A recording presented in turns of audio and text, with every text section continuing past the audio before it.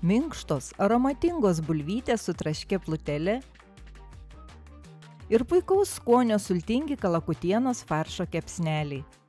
Su slaptu įdaru, kuris pralenkia valgytojų lūkesčius. Šiandien puikuosis ant pietų stalo ir lauks jūsų komentarų ir vertinimo.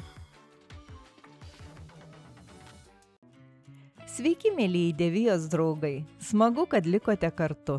Tad čiumpam į glėbį gerą nuotaiką ir keliaujam ieškoti kalakutienos faršo. Nors tiesą pasakius, faršas gali būti bet koks. 2-3 riekės batono ar gerą saują džiūvėsėlių trupinių užpilame 150 ml šilto virinto vandens ir paliekame pastovėti, kol gerai išbrinks.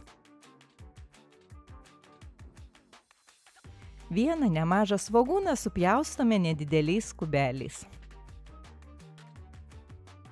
Kuo smulkiau supjaustysime, tuo bus geriau.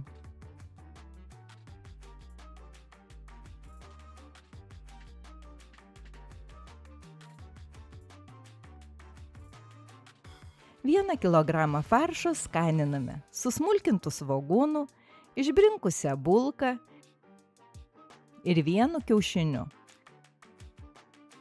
Malti juodieji pipirai ir druska pagal skonį. Gerai perminkome, negailėdami nei jėgų, nei laiko, iki vientisos masės. Ir atmušame, taip pat savęs negailėdami, kad neliktų oro ir faršas būtų labai vientisas ir lipnus. Na, padaužykim tą faršą ne mažiau 20 kartų. Taip paruoštas faršas dabar tegul kokių 10-15 minučių pailsi. O mes sutarkuojame ar išspausime per presą 2 skilteles česnako, nors aš siūlyčiau sutarkuoti.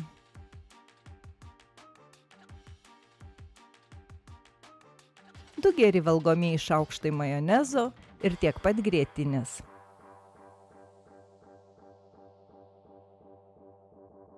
Šiek tiek juodų maltų pipirų ir permaišius tegul laukia, kol susmulkinsime nedidelį pundelį krapų, svogūnų laiškų ir petražolių.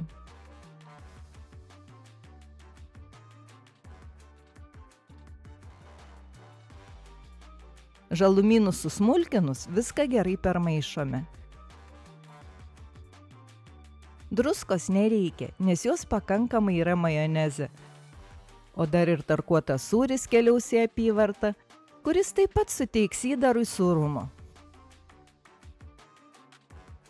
Sūrio naudosime apie 150 gramų. Sūrio kiekiu reguliuojame įdaro tirštumą.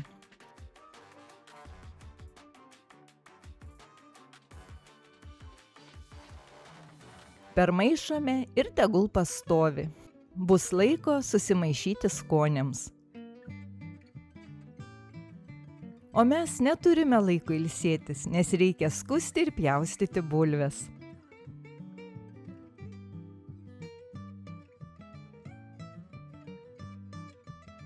Bulvių reikės kiekvienam individualiai, pagal pomėgį.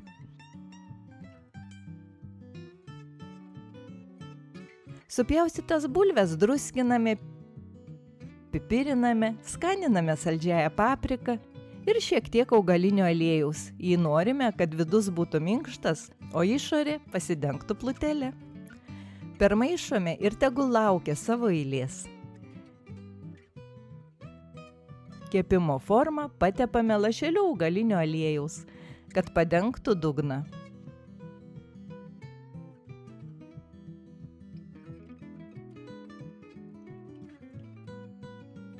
Iš faršo formuojame kepsnelius.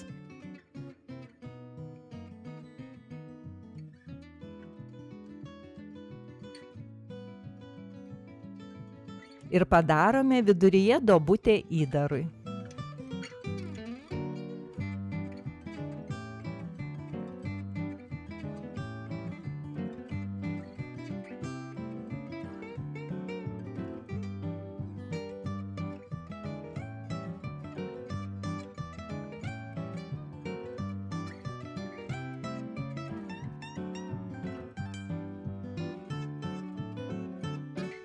Į skardą taip pat keliauja pasiprieskoniavusios bulvės ir visas tas malonumas keps 180 laipsnių orkaitėje. Kiek keps? Na, manau, kol iškeps.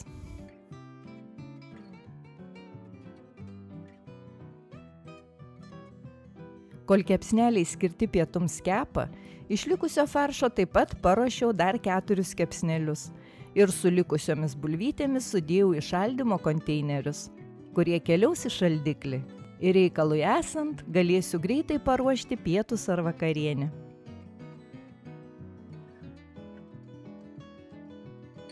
Kepsniai mano orkaitėje kepė 50 minučių. Kvepia. Reikia labai greitai ragauti. Na ką čia bepridėsi? Minkštos aromatingos bulvės su traškia plutele. Ir labai sultinga puikaus skonio mėsytė.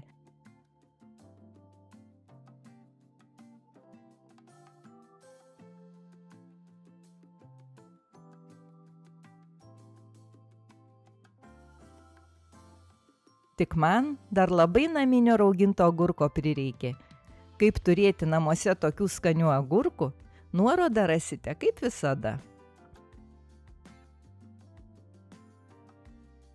Sekantis video bus skirtas labai skaniam, minkštam, puriam, itališkam krafinui, kuris šiemet mūsų namuose puikavosi ant Velykų stalo, vietoj velykinės bobos. Galiu pasakyti, kad visiems labai patiko. Tai nusprendžiau dar kartą iškepti ir kaimynus pavaišinti. Na kągi, šiandien jau kaip ir viskas. Belieka nuoširdžiai padėkoti, kad nepamiršote įvertinti kepsnelių piršteliais, kad nepatingėjote parašyti komentaro ir buvome kartu iki pabaigos. Jei jums buvo įdomu ir norėsite susitikti dar kartą, tiesiog patikrinkite, ar įjungta Devijos prenumerata ir paspaustas varpelis. Visiems linkiu puikios, šiltos pavasarinės nuotaikos, daug šypsenų, gražaus laiko ir gardžių patiekalų. Iki.